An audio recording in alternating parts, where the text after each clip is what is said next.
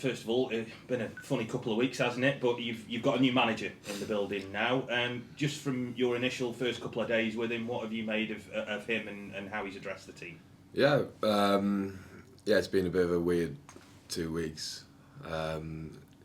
We finally got Darren Moore in the building, and he's been great. We've been on the training pitch with him. He's told us how he wants us to play, and he's given us the instructions. And even though it's a bit of a short period of time with him, I believe we're ready for Saturday. I suppose you've come across this quite a few times, haven't you, when new managers come in and they have different ideas. From a player's point of view, do you kind of have to reset yourself mentally and go, right, this is what somebody new wants, I've got to kind of start from scratch again? For me personally, not really. As a goalkeeper, it's just keep the ball out the back of the net. But he'll impose his views on us and how he wants us to play, so we have to just buy into it. If that's how he wants us to play, that's how we're going to play. And you know, I'm optimistic about it. I'm happy that we've got a manager like him. It's a big step for the club, and you know, I think the boys are excited as well. Of course, points are the priority now, aren't they? That's the thing. You're going to need people behind you. You're going to need manager. You're going to need your fans, more importantly, as well, aren't you? Because Saturday's a huge game, given the relative positions in the table. Yeah, we've got ourselves into a bit of a sticky position that we don't really believe that we should be in. The only problem is that we can't dwell on the past. We've got to really focus for the future and focus on the points ahead. So I'm optimistic about it. We've got a 6 point a game against Cheltenham. We know the position that we're in, and we know where they're at. And it's going to be an interesting game. Do you enjoy games like that as a keeper? Because spotlight always goes on goalies, and you're behind partisan fans as well, aren't you? Do you enjoy games like that? I enjoy every game. So it doesn't really affect me in them situations. Like you say, it's got that little bit more pressure, but bring it on.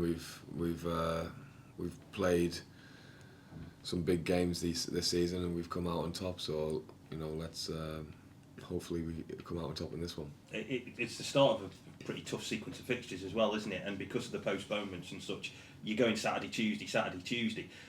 How, as a footballer, do you prepare yourselves for that? Away from what people will see on the pitch, how do you look after yourself? How do you get physically and mentally ready when you've got a pretty hefty schedule like this? Yeah, like you say, it's extremely busy. We've got Saturday, Tuesday. I think I was looking at the table. I think we've got like 4 games in hand on Exeter or something like that, and 2 and 3 games on most people.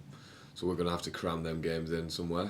But this is where we've got our sports scientists and physios, and we've got nutritionists, and that's where they're going to come out and be accounted for. So because we need them, and they're going to show us what we need to do. We're going to listen to them and rest up and eat right and just be as ready as ever for a game. So they're going to come thick and fast.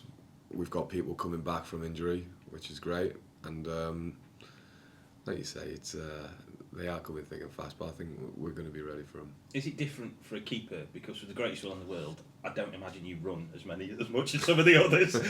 But is it different for a keeper when you come to look after yourself physically, because you've got different rigours and pressures on you in games than the outfield players would have? So does that work any differently? To a point. Listen, granted, I wouldn't say I'm a long distance runner, but we still do cover some miles, and we've got to train as hard as anyone.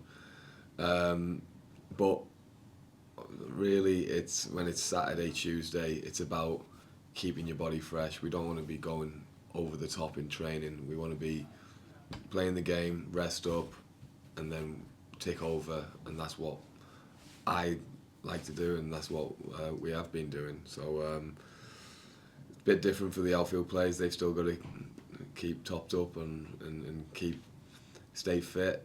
So they've got to do a little bit more running than I do. But like you say, it's why I'm a goalkeeper. I wasn't known for for running. I feel like I've done you a terrible disservice now. I apologise.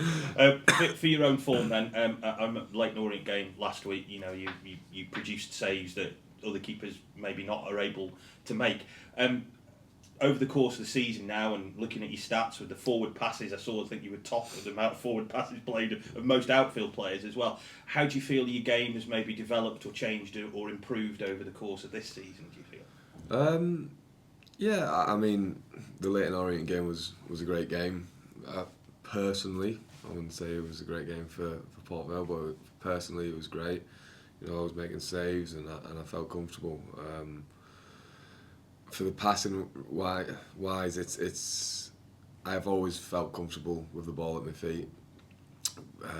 No disrespect to the clubs I have been at, but I wouldn't say that we were that kind of team where we'd go and play out from the back and stuff like that. Port Vale is wanting to implement that, and I've thoroughly enjoyed this season. I really have. With the boys and how we play, we just have put ourselves in a bit of a situation, but I honestly believe that we will come out of it. You seem to have got quite a good connection with the fans as well. I know you're pretty active on your social media and you will talk to them after games. So is that important for you to try and foster that connection with them? Because you need them really, don't you, when you're in situations like this? They're going to be a big help as to where you end up. Yeah, I think it's pretty evident with the Stevenage game. They really helped us get over the line and get the point back. So they were massive in that game, and we really do need them. Like you say, I have been vocal on social media, and I do believe that some games we haven't been good enough, and they do deserve an apology, because it's not fair that they're travelling up and down the country, spending a lot of money. It's not cheap to come to games nowadays anyway, and they're spending their own hard-earned money, and we pull a performance off like we have done. At least they deserve as an apology, and that we're going to try and rectify it. And I think that's what we are doing now. We're putting our cards on the table, and we're really going for it. But yeah, with the fans, like I say, I've been a fan. I've been a kid before, and I've been a fan. It's always great to hear from